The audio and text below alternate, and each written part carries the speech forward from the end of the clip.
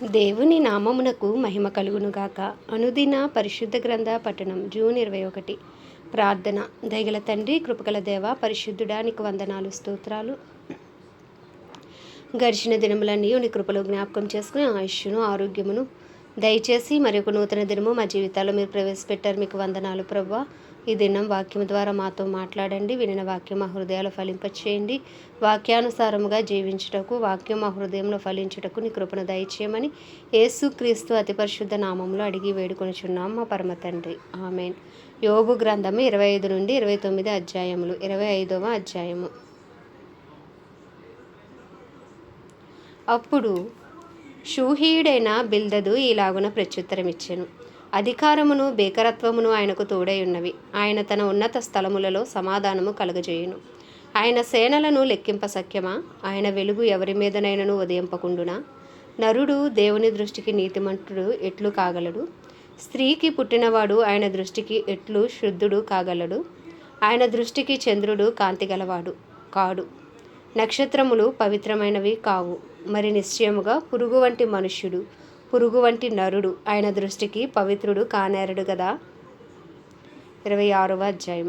అప్పుడు యోబు ఈలాగున ప్రత్యుత్తరమిచ్చెను: శక్తి లేని వానికి నీవు ఎంత సహాయము చేసితివి? బలము లేని బాహువును ఎంత బాగుగా రక్షించితివి? జ్ఞానము లేని వానికి నీవెంత చక్కగా ఆలోచన చెప్పితివి? సంగతిని ఎంత చక్కగా వివరించితివి? నీవు ఎవని ఎదుట మాటలను ఉచ్చరించితివి? ఎవరు ఊపిరి నీలో నుండి బయలుదేరినది? జలముల క్రిందను వాటి నివాసుల క్రిందను ఉండు ప్రేతలు విలవలలాడుదురు. ఆయన దృష్టికి పాతాళము తెరవబడి ఉన్నది, నాశన కూపము బట్టబయలుగా ఉన్నది. శూన్య మండలము పైన ఉత్తర దిక్కుననున్న ఆకాశ విశాలమును ఆయన పరిచెను. శూన్యము పైన భూమిని వ్రేలాడ చేసెను. వాటి క్రింద మేఘములు చినిగిపోకుండా ఆయన తన మేఘములలో నీళ్లను బంధించెను. దాని మీద మేఘమును వ్యాపింపచేసి ఆయన తన సింహాసనపు కాంతిని మరుగుపరిచెను. వెలుగు చీకటుల సరిహద్దుల వరకు ఆయన జలములకు హద్దు నియమించెను. ఆయన గద్దింపగా ఆకాశ విశాల స్తంభములు విస్మయం ఉంది అదరును. తన బలము వలన ఆయన సముద్రమును రేపును, తన వివేకం వలన రాహాబును పగలగొట్టును. ఆయన ఊపిరి విడవగా ఆకాశ విశాలములకు అందము వచ్చును. ఆయన హస్తము పారిపోవు మహాసర్పమును పొడిచెను. ఇవి ఆయన కార్యములలో స్వల్పములు. ఆయనను గూర్చి మనకు వినబడుచున్నది మిక్కిలి మెల్లనైన గుసగుస శబ్దము పాటిది దే కదా. గర్జనలు చేయు ఆయన మహాబలము ఎంతైనది గ్రహింపగలవాడెవడు? 27వ అధ్యాయము. యోబు ఇంకనూ ఉపమాన రీతిగా ఇట్లనెను: నా ఊపిరి ఇంకనూ నాలో పూర్ణముగా ఉండుటను బట్టి, దేవుని ఆత్మ నా నాసికారంధ్రములలో ఉండుటను బట్టి, నా న్యాయమును పోగొట్టిన దేవుని జీవము తోడు, నా ప్రాణమును వ్యాకులపరిచిన సర్వశక్తిని తోడు, నిశ్చయముగా నా పెదవులు అబద్ధము పలుకుటలేదు, నా నాలుక మోసము ఉచ్చరించుటలేదు. మీరు చెప్పినది న్యాయమని నేనైనా ఏమాత్రమును ఒప్పుకొనను. మరణమగు వరకు నేను ఎంత మాత్రమును యథార్థతను విడువను.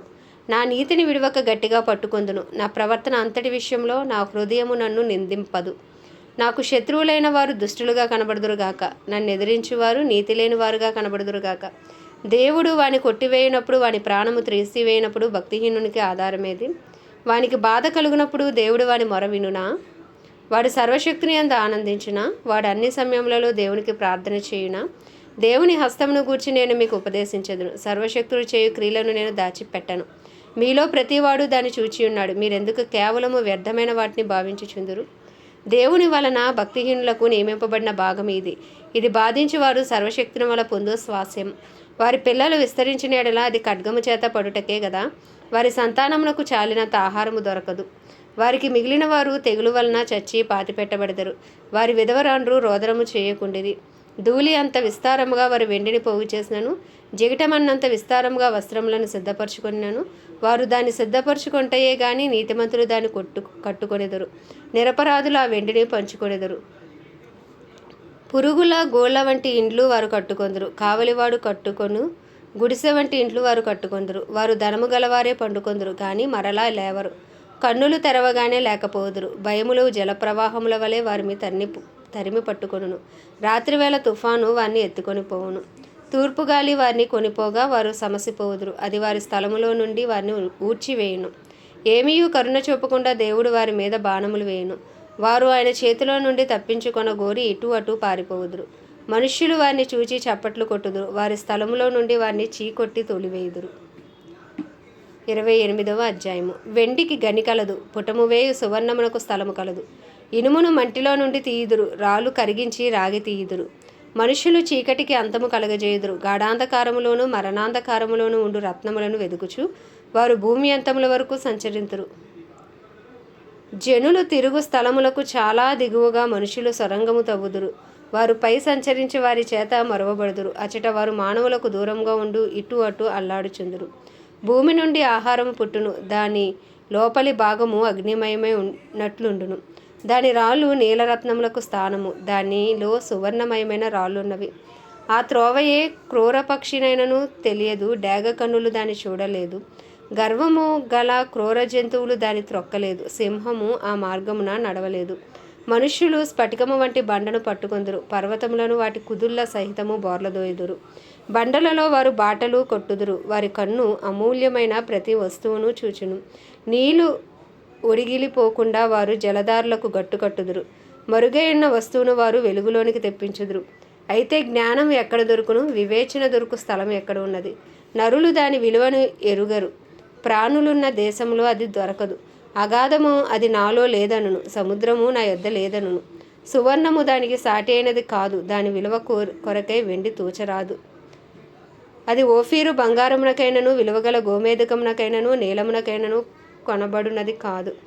సువర్ణమైన స్ఫటికమైనను దానితో సాటి కావు. ప్రశస్తమైన బంగారు నగులకు ప్రతిగా అది ఇయ్యబడుదు. పగడముల పేరు ముత్యముల పేరు దాని ఎదుట ఎత్తనేకూడదు. జ్ఞాన సంపాద్యము కెంపుల కన్నా కోరదగినది. కూషు దేశపు పుష్యరాగము దానితో సాటి కాదు, శుద్ధ సువర్ణమునకు కొనబడినది కాదు. అట్లయినా జ్ఞానం ఎక్కడ నుండి వచ్చును? వివేచన దొరుకు స్థలం ఎక్కడ ఉన్నది? అది సజీవులందరి కన్నులకు మరుగే ఉన్నది, ఆకాశ పక్షులకు మరుగు చేయబడి ఉన్నది. మేము చెవులారా దాని గూర్చిన వార్త వింటిమని నాశనమును మరణమును అనును. దేవుడే దాని మార్గమును గ్రహించును, దాని స్థలము ఆయనకే తెలియను. ఆయన భూమి అంతముల వరకు చూచుచున్నాడు, ఆకాశము క్రింది దానిని అంతటినీ తెలుసుకొనుచున్నాడు. గాలికి ఇంత బరువు ఉండవలనని ఆయన నియమించినప్పుడు, ప్రమాణము బట్టి జలములకు ఇంత కొలత అని ఆయన వాటిని కొలిచి చూచినప్పుడు, వర్షమునకు కట్టడి నియమించినప్పుడు, ఉరుముతో కూడిన మెరుపునకు మార్గము ఏర్పరిచినప్పుడు, ఆయన దాన్ని చూచి బయలుపరచును, దానిని స్థాపన చేసి దాన్ని పరిశోధించను. మరియు యెహోవా యందలి భయభక్తులే జ్ఞానమనియు దుష్టత్వం విడిచుటయే వివేకమనియు ఆయన నరులకు సెలవిచ్చెను. 29వ అధ్యాయం. యోబు ఇంకొకసారి ఉపమాన రీతిగా ఇట్లా నేను పూర్వకాలమున ఉన్నట్లు నేనున్న ఎడల ఎంతో మేలు, దేవుడు నన్ను కాపాడుచుండిన దినములలో ఉన్నట్లు నేనున్న ఎడల ఎంతో మేలు.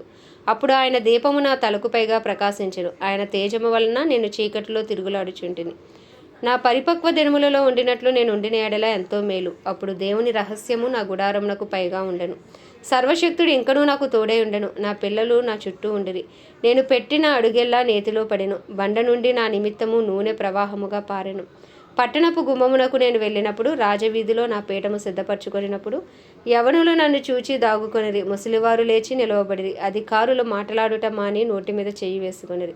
ప్రధానులు మాట్లాడక ఊరుకొనిరి. వారి నాలుక వారి అంగిలికి అంటుకొనెను. నా సంగతి చెవినబడిన ప్రతివాడును నన్ను అదృష్టవంతునిగా ఎంచెను. నేను కంటబడిన ప్రతివాడు నన్ను గూర్చి సాక్ష్యమిచ్చును. ఏలయనగా మొరపెట్టిన దీనులను, తండ్రి లేని వారిని, సహాయం లేని వారిని నేను విడిపించితిని. నశించుటకు సిద్ధమై ఉన్న వారి దీవెన నా మీదకి వచ్చెను. విధవరాండ్ర హృదయమును సంతోషపెట్టుదుని. నేను నీతిని వస్త్రముగా ధరించుకొని ఉంటిని గనుక అది నన్ను ధరించెను. నా న్యాయ ప్రవర్తన నాకు వస్త్రము పాగాయు ఆయను. గ్రుడ్డివారికి నేను కన్నులైతిని, కుంటివారికి పాదములైతిని. దరిద్రులకు తండ్రిగా ఉంటుని, ఎరుగని వారి వ్యాజ్యమును నేను శ్రద్ధగా విచారించితిని. దుర్మార్గుల దవడ పళ్ళను ఓడగొట్టితిని, వారి పళ్ళలో నుండి దోపుడు సొమ్మును లాగివేసితిని. అప్పుడు నేను ఇట్లా అనుకొంటిని, నా గూటి యొద్దనే నేను చచ్చెదను, హంసవలే నేను దీర్ఘాయువు గలవాడనవుదును. నా వేళ్ల చుట్టూ నీళ్లు వ్యాపించును, మంచు నా కొమ్మల మీద నిలుచును. నాకు ఎడతెగని ఘనత కలుగుడు, నా చేతిలో నా విల్లు ఎప్పటికీ బలముగా ఉండును. మనుషులు నాకు చెవియొగ్గి నా కొరకు కాచుకొనిరి. నా ఆలోచన వినవలనని మౌనముగా ఉండిరి. నేను మాట్లాడిన తర్వాత వారు మారు మాట పలుకకుండిరి.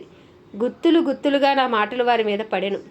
వర్షము కొరకు కనిపెట్టునట్లు వారు నా కొరకు కనిపెట్టుకొని కడవరి వాన కొరకైనట్లు వారు వెడల్పుగా నోరు తెరుచుకొనిరి. వారు ఆశారహితులై ఉండగా వారిని దయగా చూచి చిరునవ్వు నవ్వితిని. నా ముఖ ప్రకాశము లేకుండా వారు ఏమీ చేయరైరి. నేను వారికి పెద్దనై కూర్చుండి వారికి మార్గములను ఏర్పరిచితిని. సేనలో రాజు వలెను దుఃఖించువాని ఓదార్చువాని వలెనను నేనుంటిని. ఆమేన్. దేవుడి పరిశుద్ధ వాక్యము మన వినికిడిలో దీవించునుగాక. ప్రార్థన. దయగల తండ్రి, కృపగల దేవ, పరిశుద్ధుడా, నీకు వందనాలు, స్తోత్రాలు. జీవాధిపతి, న్యాయాధిపతి, మృత్యుంజయుడా, మహాగణుడా, మహిమా ఘనతకు అర్హుడా, యోగ్యుడా, పూజ్యుడా, కృపను చూపుటకు ఐశ్వర్యవంతుడా, కృపా సత్య సంపూర్ణుడా, కృప వెంబడి కృపతో కాపాడుచున్న దేవా, నీకు వందనాలు, స్తోత్రాలు, స్తుతులు చెల్లించుకుంటున్నాం ప్రభువా. మా అపరాధములు, మా పాపములు, మా అతిక్రమములను నీ సన్నిధిలో ఒప్పుకొంచున్నాం. మా దోషములను నీ సన్నిధిలో ఒప్పుకొంచున్నాం ప్రభా. దయతో క్షమించు నాయన. నీ పరిశుద్ధ రక్తంతో కడగండి, శుద్ధీకరించండి. మా కుటుంబస్తుల పాపములు సైతం దయతో క్షమించండి. వారి అపరాధములు మన్నించండి నాయన. వారి శాపమును కొట్టివేయండి. వారికి గొప్ప రక్షణ భాగ్యము అనుగ్రహించండి ప్రభా. ఏ ఒక్క ఆత్మ రక్షించిపోకుండా అందరూ రక్షించబడటకు నీ కృపనివ్వండి. అయా నీకే వందనాలు, స్తోత్రాలు. మా ఇరుగు పొరుగు, మా బంధువులు, స్నేహితులు, మా పట్టణాన్ని మీరు జ్ఞాపకం చేసుకోండి. మా పట్టణంపై నీ కృప కలుగునుగాక, నీ కనికరం దిగి వచ్చునుగాక. మా పట్టణ ప్రజలందరూ రక్షణలోకి నడిపించబడుదురుగాక. వారి మనోనేత్రములు తెరవబడునుగాక, వారి హృదయాలు తెరవబడునుగాక. సువార్త కొరకు వారి గృహాలు తెరవబడునుగాక. మా ఇరు తెలుగు రాష్ట్రాలను జ్ఞాపకం చేసుకోండి అయ్యా. మా భారతదేశాన్ని ప్రత్యేకించి నీ హస్తాలకు అప్పచెప్పుకున్నాం. కాశ్మీర్ మొదలుకొని కన్యాకుమారి వరకు నీ రక్తం ఏరులై పారునుగాక. ప్రతి అపవిత్రత నాయన కడగబడి పరిశుద్ధపరచబడునుగాక. అయ్యా నీకే వందనాలు నాయన. 144 కోట్ల భారతదేశ ప్రజల మనోనేత్రాలు వెలిగించండి. హృదయాలు తెరవండి. రాతి గుండెలు మాంసపు గుండెలుగా మార్చమని వేడుకుంటున్నాం ప్రభా. అయ్యా నీకే వందనాలు. అలాగే ఇజ్రాయెల్ దేశాన్ని, యెరూషలేమును జ్ఞాపకం చేసుకోండి. యెరూషలేముకు క్షేమము దయచేయండి. ఇజ్రాయెల్ ప్రజలకు క్షేమము దయచేయండి. ఇజ్రాయెల్లోని చిత్తము జరిగించండి అయ్యా. ఇజ్రాయెల్ సరిహద్దులో సమాధానం ఉంచమని ప్రార్థిస్తున్నాం ప్రభా. అయ్యా నీకే వందనాలు. ప్రపంచ దేశాలన్నిటి కొరకు ప్రార్థిస్తున్నాం. వాటిని పరిపాలిస్తున్న రాజులందరి కొరకు ప్రార్థిస్తున్నాం ప్రభా. వారి కింద పనిచేస్తున్న అధికారుల కొరకు ప్రార్థిస్తున్నాం. అందరికీ నీ కృపను విస్తరింపచేయండి ప్రభా. నీతి న్యాయములతో నాయన, జ్ఞాన వివేకములతో పరిపాలించుటకు కృపనివ్వండి. అయా నీకు వందనాలు. సమస్త మానవాళికి రక్షణ దయచేయండి. సువార్త అందని గ్రామాలు, ప్రాంతాలు, పట్టణాలు పట్టబడినట్లు సువార్తికులను లేపమని వేడుకుంటున్నాం. దైవజనులందరినీ బలపరిచి వాడుకోండి ప్రభు. వారికి క్షేమం అనుగ్రహించండి. వారి అవసరతల అక్కర్లన్నీ తీర్చండి ప్రభు. వారి రాకపోకల్లోని కాపుదల భద్రత ఉంచండి. వెళ్తున్న వాహనాలపై రక్త ప్రోక్షణ ఉంచండి. నిలవబడిన ప్రతి చోట ధైర్యంతో వాక్యమును బోధించి అనుకూల సమయములను వారికి అనుగ్రహించండి ప్రభు. క్రైస్తవులందరినీ రూపాంతరపరచండి, నీ రూపులోకి మార్చండి ప్రభు. డినామినేషన్స్ భేదములు తొలగించండి నాయన. అందరూ ఏకతాటిపైకి వచ్చే కృపను దయచేయండి. పరిశుద్ధాత్మ అనుగ్రహించి ఏకత్వం అందరికీ దయచేయమని వేడుకుంటున్నాం. అయ్యా నీకే వందనాలు, స్తోత్రాలు, స్తుతులు చెల్లించుకుంటున్నాం. ఈ దినం ప్రత్యేకించి ఐస్లాండ్ దేశం కొరకు ప్రార్థిస్తున్నాం. ఈ దేశంపై నీ కృప కలుగును గాక. ఈ దేశ ప్రజలపైకి నీ కనికరం దిగి వచ్చును గాక. అయ్యా ఈ దేశంలో గొప్ప ఉజ్జీవము నజరేయుడైన యేసుక్రీస్తు నామంలో రగులు కొనును గాక. ఈ దేశంలో ఏ ఒక్క ఆత్మ నశించిపోవటానికి వీలు లేదు ప్రభా. అయ్యా నీ కృపను విస్తరింపచేయండి. నీ సన్నిధి కాంతిని ప్రకాశింపచేయండి నాయన. అయ్యా నీ వెలుగుతో ఈ దేశాన్ని నింపండి ప్రభ. ప్రతి చీకటి క్రియలు లయపరచండి. అపరాధము, పాపమును, దోషమును దయతో క్షమించి నాయన ప్రజలకు విడుదల దయచేయమని వేడుకుంటున్నాం.